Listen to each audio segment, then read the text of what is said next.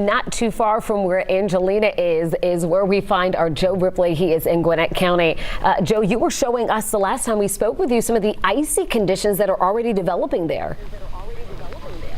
That's right, Jennifer, and we're just a little bit south of where Angelina and her photojournalist are right now, but the rain is steadily falling here. We're outside the Gwinnett County Senior Services Center in Lawrenceville. This is one of 5 warming stations, warming centers that will open up around 6 o'clock this evening and take in anyone, no questions asked, to stay out of the elements here. We understand it is going to plummet. The temperatures are, and as we've seen here, the snow here is freezing as we speak, and so it was fluffy earlier. Now it's gotten a little harder, as you can see, and this layer of ice is starting to form in some parts of the sidewalk, some parts of the road, and these puddles, very dangerous territory here that could form. You can see a small line here outside of the Senior Services Center for folks just waiting to get inside. Folks who might be struggling here, may not have any other means to stay safe and warm, but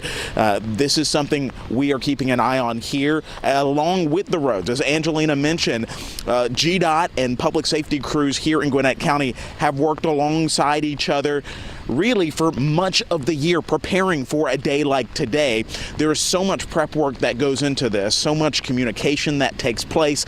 And so when you have those multi-vehicle accidents, as we have seen throughout the day today, when you have vehicles stranded on the roads because they have hit a rough patch of snow or ice, these crews are able to send info back to each other through networks and communication teams to stay up to date and mobilize crews quickly. We understand that Gwinnett County has called in extra fire crews, extra police officers on standby to prepare to respond to any incidents that may crop up. Earlier today, we spoke with Gwinnett County EMA Director Michael Shaw, who tells us this about the most concerning and paramount thing he wants you watching to understand tonight.